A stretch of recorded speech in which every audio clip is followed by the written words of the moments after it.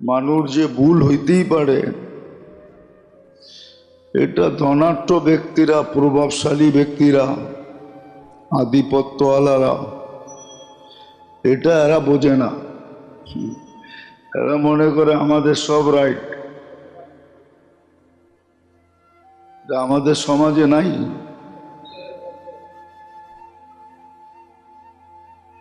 এটাই সত্য যে আমাদের সমাজের বিত্তশালীরা সরি বলতে শিখে নাই। এরা ভাবে, বাড়িওয়ালা ভাবে যে আমার কোনো ভুল হয় না, সব ভুল ভাড়াটিয়ার। মালিক ভাবে সব ভুল কর্মচারীর, আমার কোনো ভুল হয় না। প্রচলন নাই, আর এটাতেই আমরা অভ্যস্ত।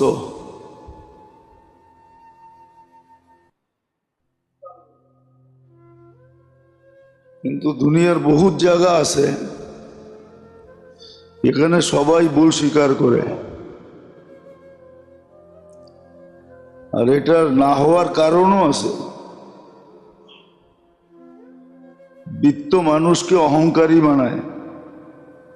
বিত্ত বিত্ত বোঝেন তো? ধন সম্পদ, পদ, আধিপত্য, এটার ভিতরে কি বলে, হিট আছে, হিট, গরম আছে। গরম মানুষকে অহংকারী বানায়। শিক্ষা দীক্ষা এগুলা মানুষকে অহংকারী বানায়, হিট আছে। আর এটা না হওয়ারও কারণ আছে, হিট হওয়ারই কারণ আছে। শিক্ষা শিখে কিন্তু সোহবত নেয় না, সোহবত নেয় না।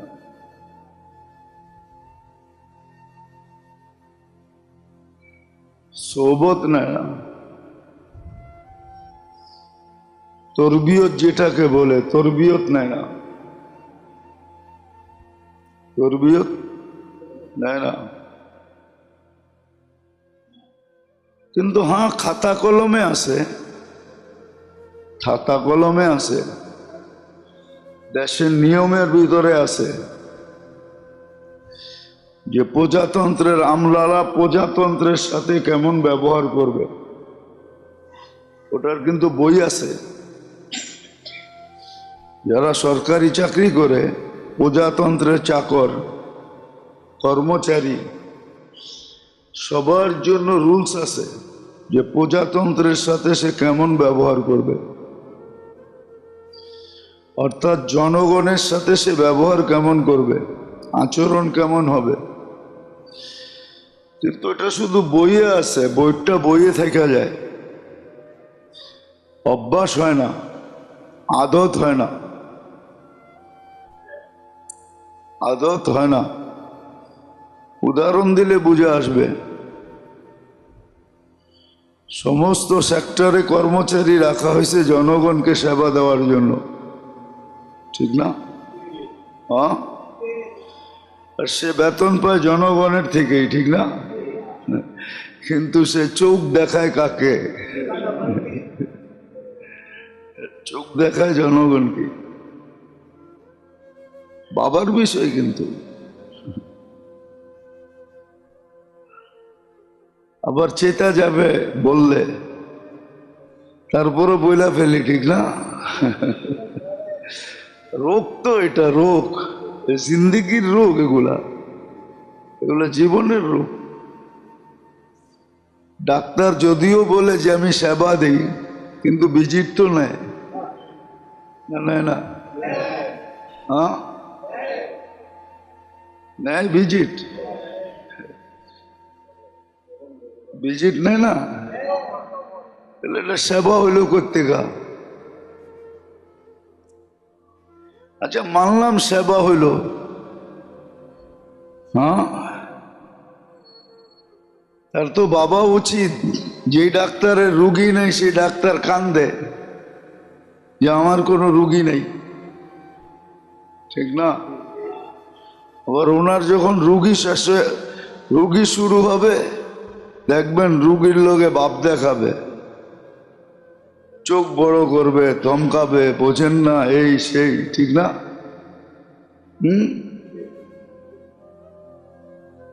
আমাদের দেশে কিন্তু এই জন্যই তো আমাদের দেশে রুগী সব বাহিরে কেন যায়? থিওরি তো দুইটাই দুনিয়াতে, ডাক্তারি লাইনে তৃতীয় কোনো থিওরি নাই। একটা হলো ব্রিটিশ থিওরি, একটা হলো আমেরিকান থিওরি।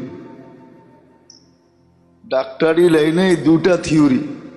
বলুক ডাক্তাররা আমি ভুল বললে। একটা হলো আমেরিকান থিওরি, একটা হলো ব্রিটিশ থিওরি। এই দুই থিওরি, আর কোনো তৃতীয় থিওরি নেই। তৃতীয় কোনো, দুইটাই থিওরি। তো এই দুই থিওরি সারা দুনিয়ায় চিকিৎসা হয়। মেডিসিনের মাদার গ্রুপ কোনো চেঞ্জ নাই। মাদার গ্রুপ বুঝেন? মেইন যেই গ্রুপটা যেটা দিয়ে ওষুধ তৈরি হয়, এটার ভিতরে সারা দুনিয়ায় কোনো চেঞ্জ নাই। হ্যাঁ, নামে চেঞ্জ আছে। গ্রুপ প্যারাসিটামল, আমাদের দেশে নাপা নাম, গ্রুপ প্যারাসিটামল। যেমন গ্যাস্ট্রিকের ওষুধ গ্রুপ, নাম ভিন্ন ভিন্ন। পেন্টাপ্লাজল, সারা দুনিয়ায় পেন্টাপ্লাজল, কিন্তু কোম্পানি নাম ভিন্ন দিছে। তো মাদার গ্রুপ সব সমান, কিন্তু তারপর আমাদের দেশ থেকে বিদেশে যায় কেন? বই তো সবই এক, দুনিয়া সারা দুনিয়া একরকম বই পড়ায়, কোনো পার্থক্য নাই বইয়ের ভিতরে। বলো যে পার্থক্য আছে। হ্যাঁ,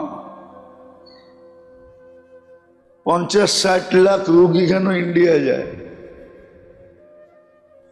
বোঝা গেল ওইখানে বইতে যা লেখা আছে ডাক্তারের জন্য ব্যবহার, ওইটা ওরা করে, আমরা করি না। পার্থক্য এতটুকু, চিকিৎসা একই, টেস্ট সারা দুনিয়ায় একরকমই। বললাম না থিওরি দুইটা, এর বাইরে যাওয়ার কোনো সুযোগ নেই, চাইতেও পারবে না। গেলে ডাক্তারের লাইসেন্সও বাতিল হবে, যে এই থিওরি তুমি কোত্থেকে আনলা। কিন্তু রুগী সব কেন বাইরে চলে যায়? যে অঙ্ক দিয়ে আসে ইন্ডিয়া, সিঙ্গাপুর, থাইল্যান্ড, ওটা দেশে থাকলে দেশ আরো উন্নত হইতো। কিন্তু ওই যে বললাম না, রোগ আছে, রোগ। কেননা শিক্ষার সাথে সোহবত নেই। হ্যাঁ, সোহবত ছিল সোহবত, নাইলে ইন্টার্নি করায় কেন? ইন্টার্নিটাই সোহবত। ইন্টার্নিটা এটা সোহবত ছিল, সোহবত। সিনিয়র ডাক্তার প্রফেসরদের সাথে ঘুরা ঘুরা দেখবে সারে রুগী কেমনে দেখে, কিন্তু সারেই তো রুগী। ইন্টার্নিয়ালা শিখবে করতে কা, সারেই তো রুগী, সারেই রুগী। আমার মনে আছে আমার ছেলেকে নিয়ে যখন আমি ব্যাংকক চিকিৎসা করতে গেছিলাম, তো ওই ডাক্তার আমাকে জিজ্ঞেস করতেছিল তোমাদের দেশে কয়জন রুগী দেখে? আমি বললাম 50-60 জনের নিচে তো দেখে না। দেখো আমি 12 জন রুগী দেখি, আর 13 নম্বরের রুগী আমি নিজেই। 12টা রুগী দেখার পরে সে ভিজিট নেয়, 5000 বাত ভিজিট নেয়, 5000 বাত বামরুংরাটে। 12টা রুগী দেখলে 60,000 বাদ পায়, আর কত লাগে? সে বলতেছিল 13 নম্বর রুগী তো আমি নিজে, আমি 13 নম্বর রুগী কোত্থেকে দেখব? সে বড় আফসোস করতেছিল যে তোমাদের দেশে ডাক্তাররা এত রুগী দেখে কেন? যে দেখেন, আমি নাম বলবো না, আমি চিনি, আছে কিনা জানি না, নিউরোলজিস্টের প্রফেসর ছিল, বড় নাম করা এশিয়ার ভিতরে। উনি সারা রাত্রে রুগী দেখতেন, এমনকি ওডিতে রুগী রেখা উনি বাইরে যেয়ে ব্যাডমিন্টন খেলতেন। শেষমেশ ওনার ছাত্ররাই পাগল বলতো ওনাকে। নাম বলবো না, নাম বললে অনেকে চিনা ফেলবে, বেঁচে আছে কিনা জানি না। তো এরকম এগুলো জীবনের রোগ, জীবনের রোগ। শুধু ডাক্তার না, সর্ব সেক্টর। সহজে বোঝানোর জন্য বুঝাইলাম।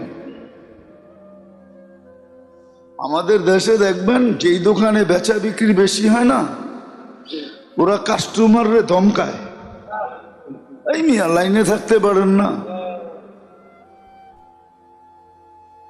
একটু আগে গেলে বিহেভ খারাপ করে। কিন্তু ও ভাবে না ওর মতো দোকান আরো আছে, ঠিক না? হ্যাঁ, আমরা মাঝে মাঝে দেখি তো সিএনজির লেগে লাইন ধরলে ওরা ধমকায়, মনে হয় যে ফ্রি দিতেছে আমারে। তো মাঝে মাঝে বলতে বাধ্য হই, বেটা ফ্রি তো দেস না, ব্যবহারটা ভালো কর, তোর রোগ আছে মনে হয়। হ্যাঁ সত্য, এটা এটি রোগ, জীবনের রোগ। এগুলা চিকিৎসা জরুরি। আপনি মানুষ বড় দামি, সর্ব সেক্টরে দেখবেন এগুলা রোগ। এটা আমার ভিতরেও আছে, সবার ভিতরেই আছে, কিন্তু চিকিৎসা হওয়া চাই। কেননা শরীরের রোগ নিয়ে যত সচেতন আমরা, জীবনের রোগ নিয়ে এত সচেতন না। সচেতন না, সচেতন আমরা না।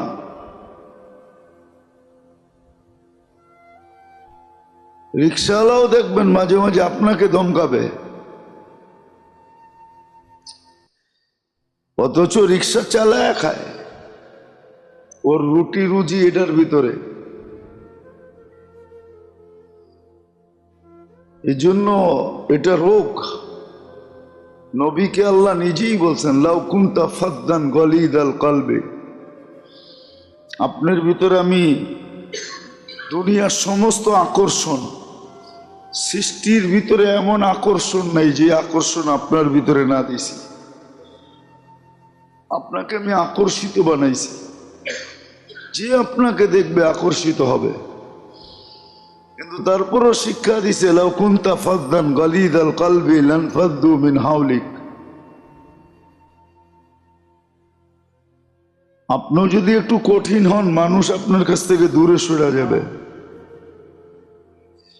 এই জন্য মুসা আলাইহিস সালাম বড় জালালি ছিলেন, আর হবেন না কেন? আল্লাহ বড় বড় মুজিজা দিছিলেন, ওনার যুগের ভিতরে শ্রেষ্ঠ, ঠিক না?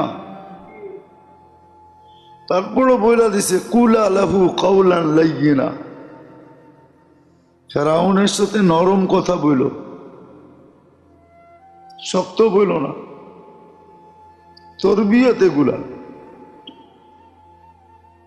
এগুলা কি তরবিয়ত। এই জন্য আল্লাহ রসুল রোগ এগুলা চিৎকার দিছেন যাওয়ার সময়, ওমা মালাকাত আইমানুকুম, অধীনস্থের সাথে ভালো ব্যবহার করো। এই কথা সবসময় ভাইবো যে তোমার অধীনস্থ আল্লাহ বানাইছেন, না বানাইলে কি করতে? তোমার গাড়ির দরজা কে খুলতো?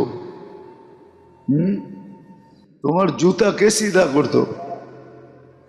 তোমার সেবা যত্ন কে করতো? কেউ তো করতো না। তোমাকে এমন অ্যাবিলিটি দিচ্ছি যে তুমি 10 জনকে কর্মচারী রাখতে পারো, বইলেই তুমি শক্ত ব্যবহার করো না, অধীনস্থর সাথে নরম ব্যবহার করো। এগুলো সব রোগ।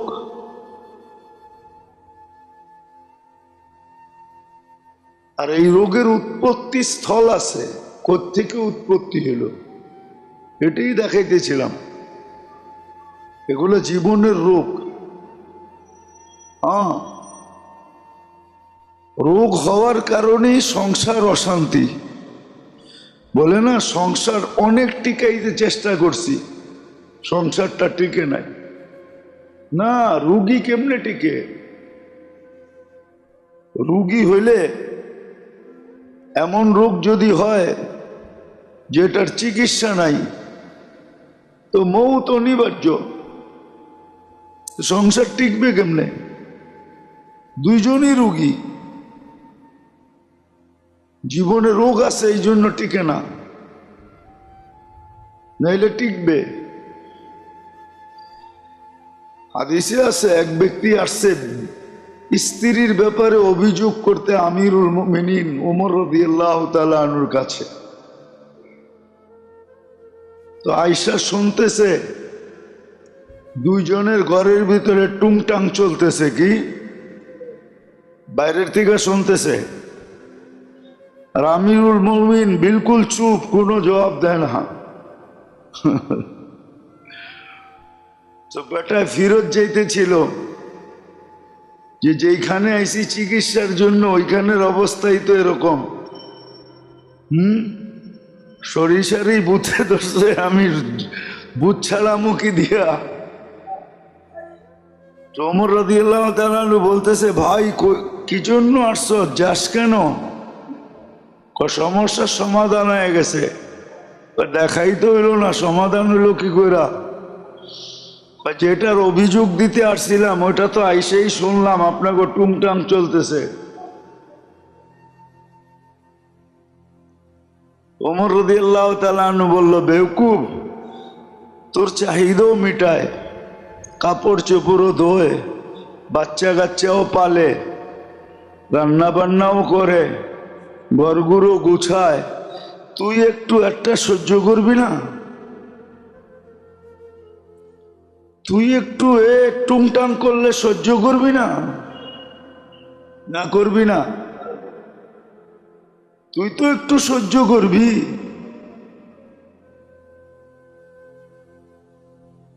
তাইলেই তো ঠিক হয়ে যায়। দেখলি তো আমারে, সহ্য করলাম, তুইও তো একটু সহ্য করবি। আসলে এটা হলো রুগী, একজন রোগ হইলো আর একজন রুগী না। এগুলা রোগ, রোগের থেকে সংসার ভাঙ্গে। সমাজের সব এলোমেলো হলো জীবনের রোগের কারণে, শরীরের রোগের কারণে না। শরীরের সব জীবনের রোগের কারণে।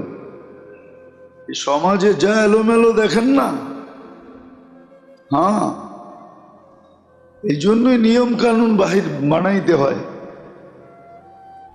আর নিয়ম দিয়ে মানুষকে ঠিক করা যায় না। নিয়ম দিয়ে মানুষকে ঠিক করা যায় না, কখনো না। আল্লাহর নিয়ম দিয়ে ঠিক করা যায়। যেটা দিয়ে ঠিক করা যাইতো, যেটা দিয়ে ঠিক করা যাইত ওটা করে না। যেটা দিয়ে কখনো ঠিক হবে না, বরং রোগ বাড়বে। যেরকম উর্দুতে প্রবাদ বাক্য আছে, মারজ বাড়তা গিয়া জু জু দাওয়া কি। জুজু, যত মেডিসিন বাহির হয়েছে রোগ বাড়তে শুরু করছে। এমন না যে মেডিসিন রোগের মাত্রা কমায় দিছে, না, মেডিসিন রোগের মাত্রা বাড়ায় দিছে, রোগীর মাত্রা বাড়ায় দিছে, নতুন নতুন রোগ আসতেছে। যেটা দিয়ে করলে রোগ হইতো না ওটার কাছে দাঁড়াও যায় না। আল্লাহর হুকুম মানলে রোগ হইতো না, নবীর আদর্শ মানলে কোনো রোগ হইতো না, কোনো রোগ হইতো না, এটা গ্যারান্টি ছিল। কিন্তু পশ্চিমারা এমন ট্যাবলেট খাওয়াইছে বিশেষ করে মুসলমানদেরকে, মুসলমান হর্তাকর্তাদেরকে এমন ট্যাবলেট খাওয়াইছে, ওরা ট্যাবলেট খাওয়ায় সাকসেস হয়ে গেছে, অথচ এটা ভুয়া। কি ভুয়া? ওটা হাজারো রোগ তৈরি করে। বলক ডাক্তাররা ওষুধ তো দেয়, কিন্তু নিজেই মনে মনে হাসে যে যেটার জন্য দিছি ওটা তো ভালো হবে, কিন্তু এটা আরো 10টাই না আনবে, নাহলে কেন বলে সাইড এফেক্ট আছে। সাইড এফেক্ট অর্থটা কি? আরে বলেন, ইংরাজি শব্দ ঠিক না? এটা পড়লে অনেক সওয়াব হইব ঠিক না? ওই কাহিনীর মতো আর কি। ছেলে বলে 2টা দেশে বিয়ে করছে, অন দেখে 2 বর্ষাতি মার সাথে ঝগড়া হয়। তো ছোটটা আসলে একটু ট্যাটন, ওই দেশেই বিয়ে করবো না, কোনো আরব দেশে করবো। যদিও কাহিনী সত্য মিথ্যা জানি না, তো আরব দেশে বিয়ে করে নিয়ে আসছে। তো এই মেয়ে তো আরবি কথা বলবে ঠিক না? তো মার তো স্বভাব বউগুর লোকে কি করা, হ্যাঁ কেচাল করা ঠিক না? এটার লোকও করে। তো এটা ধুমাইয়া আরবিতে গালি দেয়, আর মা বলে হাত বান্ধা খাড়ায় থাকে। তো সবাই জিজ্ঞাসা করছে এটার সাথে হাত বান্ধা খাড়ায় থাকো কেন? ছোটটা এত ভালো, যত গালি দেই না কেন ও আমারে খালি কোরআন শরীফ শোনায়।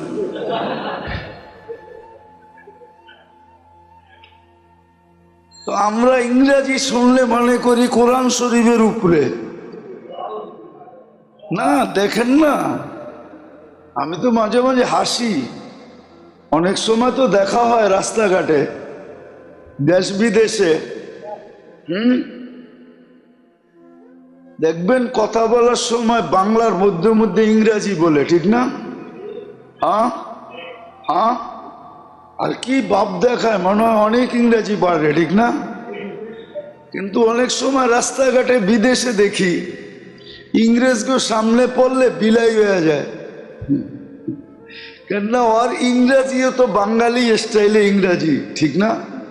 চিটাঙ্গের তো চিটাং স্টাইলে ইংরেজি কইতেছে, নোয়াখালী তো নোয়াখালী স্টাইলে ইংরেজি কইতেছে, বরিশাল তো বরিশালের স্টাইলে ইংরেজি কইতেছে।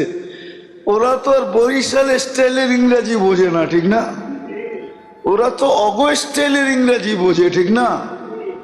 তো যা দেখি বিলাই হয়ে যায়। দেশে বাপ কত, অমুক সমুক তমুক, কিন্তু ইংরেজি বয়ান দিলে 2 মিনিট করে না মুফতি সাহেব চলবো না, বাংলাই কই তর্জমা করে দিব না। আচ্ছা আপনি তো বাংলাদেশের বড় বড় বিল্ডিং কাঁপান, অমুক ডাইরেক্টর ফমুক ডাইরেক্টর, হ্যাঁ আমাকে উপরে খালি কুড়াল মারে অমুক সমুক তমুক। কিন্তু আমরা বিদেশ গেলে দেখি তো ওর চেয়ে ভালো ইংরেজি তো আমিই জানি।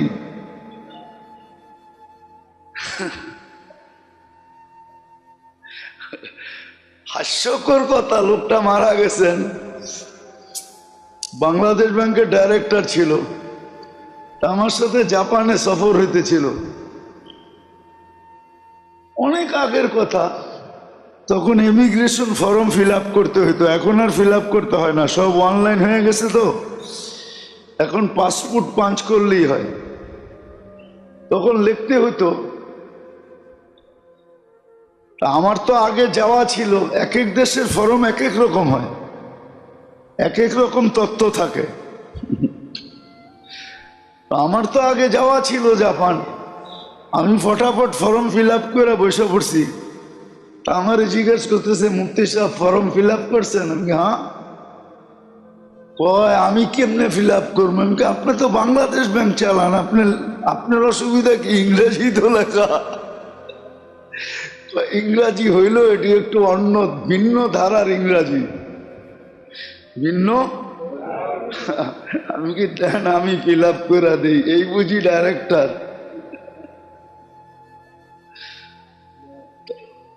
হাসানের জন্য না, বুঝানোর জন্য বলতেছি,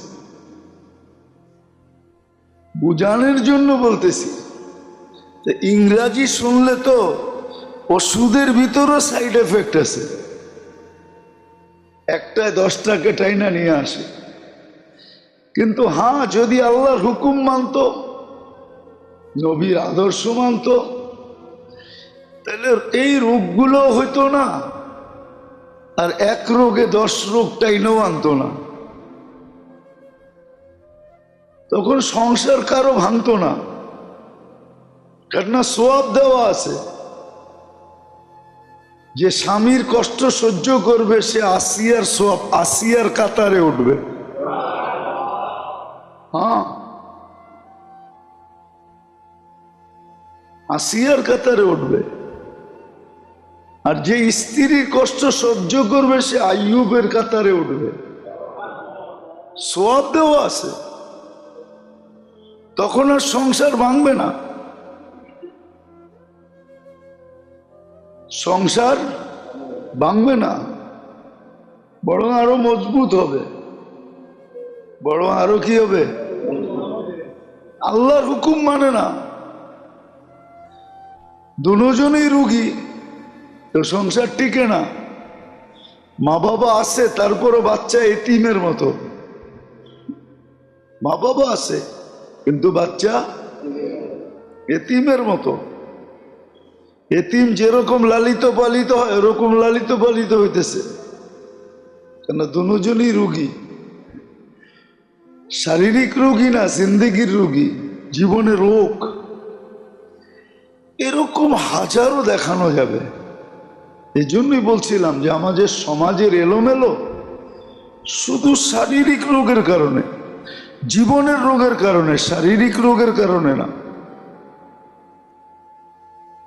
বরং এটাই আল্লাহ রসুল বুঝাইছে।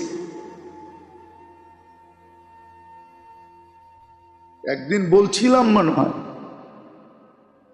শারীরিক রোগের থেকে বাঁচা যায় যদি জীবনের রোগের থেকে বেঁচে গেল। জীবনের রোগ হাজারো শারীরিক রোগকে পয়দা করে, আর এটাই সত্য, আর এটা চির সত্য। এই জন্য এটাই হইতেছে এখন, এটাই হইতেছে। কারো পৌষ মাস, কারো সর্বনাশ, কারো কারো সর্বনাশ। আবার ঘুরা গাইরা ওনারও সর্বনাশ। যার আজকে পৌষ মাস, কালকে আবার তার সর্বনাশ। উদাহরণ দিলে বুঝবেন। আমাদের দেশে ঘুষের দুর্নীতির যে অবস্থা, তো আমলাদের পৌষ মাস, জনগণের সর্বনাশ, ঠিক না? হ্যাঁ, সত্য তো। আবার একদিন দেখা যাবে রিটায়ার্ড হওয়ার পরে ওনারও সর্বনাশ, ওনারও সর্বনাশ। অধিকাংশই অধিকাংশই অধিকাংশই নাম বলবো না, নাম বলবো না, নাম বললে চিনা ফেলবেন। রিপোর্ট আমাদের কাছে আছে। গ্যারেজে মৌত হয়েছে, গ্যারেজে, গাড়ির গ্যারেজের ভিতরে বাচ্চা কাচ্চা থাকতে দিছে। আল্লাহর হুকুম মতো চলা, নবীর আদর্শ মতো চলা। কিন্তু মানুষ এটা মাইনা নেয় নাই। যদিও মানুষ একটা কথা অক্ষরে অক্ষরে স্বীকার করে যে যেই মেশিনটা আবিষ্কার করছে বা তৈরি করছে তার নিয়ম মতে মেশিনটা চালাইতে হবে। হ্যাঁ, বাংলাদেশে অনেক মেশিন পড়া আছে হাসপাতালে, অপারেটর নাই। কেন? অপারেটর আনলে বিদেশ থেকে আনতে হবে। ডাক্তাররা বুঝবে, আপনারা বুঝবেন না। অনেক আগের কথা, আমার ছেলে যখন অসুস্থ ছিল তো বাংলাদেশে একটা টেস্ট ছিল ফ্লো সাইটোমেট্রিক। তো এটা আমি ব্যাংকক থেকে করাইছি, ছেলেরে নিয়ে যায়।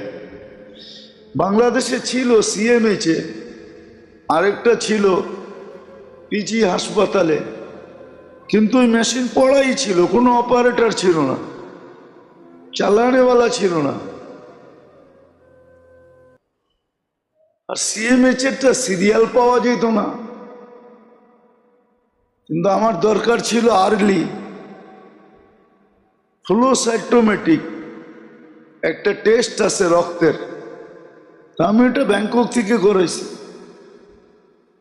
তো এটা যদি সত্য হয় যে মেশিনটা যে আবিষ্কার করছে তার রীতিমালা মাইনা ব্যবহার করতে হয়, তো এটাও তো কেউ অস্তিত্ব দিছে, এটাও তো কেউ অস্তিত্ব দিছে। তাইলে আপনি এই মেশিনটা, যেই মেশিনটায় সব মেশিনকে অস্তিত্ব দিল, মানুষ নামের মেশিনটাই তো দুনিয়াকে মেশিন দেখাইলো, ঠিক না? আমি না দেখাই, মানুষ নামের মেশিনটাই তো দুনিয়াকে মেশিন দেখাইলো। যত আধুনিক মেশিন দেখেন না, হাসপাতালের সামনে লেখা থাকে আধুনিক মেশিন, আর অত্যাধুনিক, আর আধুনিকও না, অত্যাধুনিক মেশিনারি দ্বারা সুসজ্জিত। শুধু অভিজ্ঞ না, বহুত অভিজ্ঞ ডাক্তার দ্বারা, ঠিক না? তাহলে যদি মেশিনগুলা অত্যাধুনিক, আবিষ্কারকের রীতিমালা মাইনা যদি চালাইতে হয়, এটাও তো মেশিন, এটাও তো কেউ অস্তিত্ব দিছে না, দেয় নাই। তাহলে তার রীতিমালা মানা ছাড়া কেমনে চলবেন? এই জন্য জীবনের রোগের থেকে বাঁচার জন্য সহজ কথা, যদিও আমি ঘুরে এগারায় বলতেছি, এরকম আরো আছে রোগ, এগুলা রোগ। এই জন্য আপনাদের পায়ে হাত দিয়া বলি, চিকিৎসা করো। এই উম্মতের বোগার সুযোগ ছিল না। আল্লাহ যে ইস্তেগফার দিছেন এটা অভ্যস্ত হইলেই হইতো, আর হুকুকুল ইবাদ থেকে বাঁচলেই হইতো। আজকে কেউ হুকুকুল ইবাদ থেকে বাঁচে না, মনে করে না যে গায়ের কোনো হক আছে, ও বিশ্বাসই করতে চায় না। কর্মচারীর আবার হক কি, ঠিক না? হক তো সব কার? কেন বেতন দেয় কে? বড় মানতেই রাজি না যে ছোটর হক আছে। মানতে স্বামী মানতেই রাজি না স্ত্রীর হক আছে। বাবা মানতেই রাজি না সন্তানের হক আছে। মানে উপরে যে উঠছে সে নিচের হক মানতেই রাজি না। আল্লাহ আমাদেরকে বুঝার তৌফিক দেন, শিখার তৌফিক দেন, বাঁচার তৌফিক দেন। ওমা আলাইনা ইল্লাল বালাগ।